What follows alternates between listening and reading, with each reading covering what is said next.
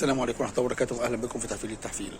بص يا سيدي، احنا بعد ماتش الريال احنا زعلنا، احنا فعلا زعلنا وزعلنا جدا. والزعل ده غير منطقي وغير مبرر، يعني هو غير منطقي يعني احنا نزعل يعني. بس تعود، عارف مرحله التعود؟ مرحله التعود دي مرحله ان انت فريقك بقى فريق عظيم، فريق بيخش كاس العالم، فريق بقى رجله جوه كاس العالم كتير، بقى فريق بطل قارته، فريق بطل العرب وافريقيا، الاقوى في كل حاجه.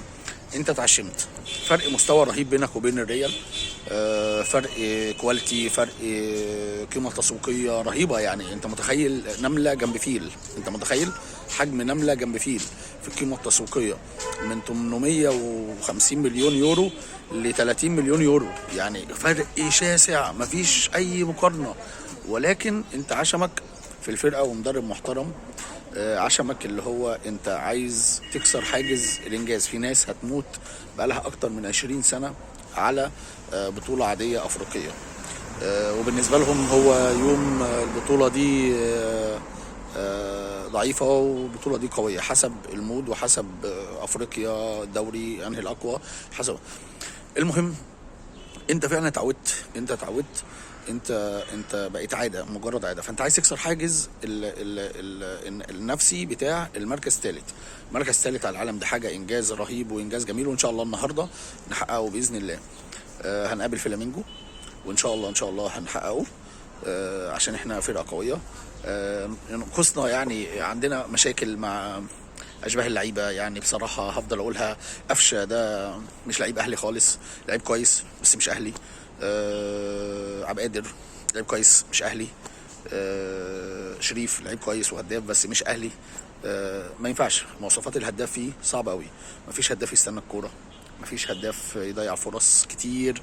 الهداف من ربع فرصه يجيب جون، مش من 10 فرص يضيع يعني عشان يجيب جون. يعني لازم يجيله 10 فرص عشان يجيب جون. لا، الهداف من ربع فرصه، من حته مزنوقه، من كوره ضايعه يجيب جون. ده الهداف اللي انا اعرفه وده اللي انا اتربيت عليه. اما قفشه فبصراحه يعني مشكلته ان احنا توسمنا ان لاعب هيبقى كويس، خليفه تريكا شويه، ولو ان صعب، بس الله يسامح ابو تريكا، هو اللي عمل فينا كده يعني. الله يسامح ابو تريكا، يعني خلانا فعلا شايفين نص الملعب ده حاجه تانية خالص، مش قادرين نستوعب اي حد في نص الملعب. قفشه كوره بطيئه، حاجه وضع صعب قوي قوي قوي قوي يعني. المهم يا سيدي، فانت حته ان انت كنت تتخيل تكسب ريال مدريد، انا مش مضايقني غير اللي هو ايه يعني، ان احنا فعلا وصلنا لها. ان احنا نكسب ريال مدريد صعب جدا، ولكن احنا وصلنا لها، هي صعبه يعني. يعني ما كانتش تحصل فرقه بالكواليتي دي يا راجل. ده احنا الشوط الاول فعليا احنا عندنا 4 أو 5 هجمات على 3 خشبات، وهم هجمه واحده او هجمتين على 3 خشبات قريبين. الثالثه غلطه هوبا خطفوا جون، كواليتي فلوس في لعيبه بتدفع، يعني موضوع كبير. لعيبه من ربع فرصه الواد يستغل الغلطه هوبا. يعني ده فينيسيوس يا جماعه من افضل اللعيبه في العالم دلوقتي، فما سماش اللعيبه، مش هتسمي. طبعا باشا مودريتش سخن، ضيع ضربه جزاء، شناوي صدها منه، سخن، الدنيا ولعت، رزعونا هدفين بلس 90. يعني ده الفرق، يعني ده النادي الاقوى في العالم واحنا الثاني الاقوى في العالم في تحقيق البطولات القاريه. فيعني ده الفرق، ان احنا بلس 90 جون، هم بلس 90 جونين وممكن 3. ده فرق كواليتي وفرق فلوس. اما يعني الزمالك وفرحتهم في الريال، يا جماعه ده ريال يا ابني، انت بتخسر من شباب بولوزداد، وانت عملت رقم قياسي في اول فريق تونسي يكسب اول فريق مصري او الزمالك في 2020 في القاهره.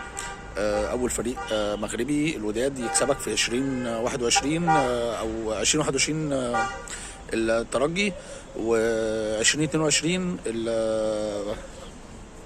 الوداد، 2023 فريق جزائري. يعني 3 فرق شمال افريقيا، المغرب العربي، كسبوك هنا في ارضك لاول مره في التاريخ. يعني كل مره انت بتعمل ارقام قياسيه، انت مفضوح، انت فاركو يعني. انت مخك تخين وجلد تخين.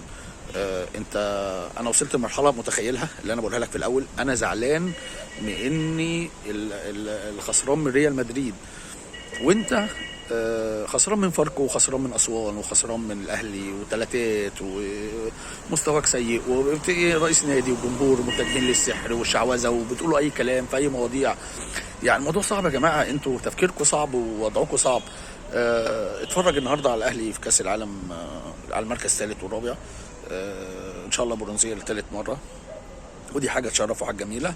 فاتفرج على اللي بيشرف الكره المصريه وبيشرف وعامل لكم سمعه بره كويسه. سلام.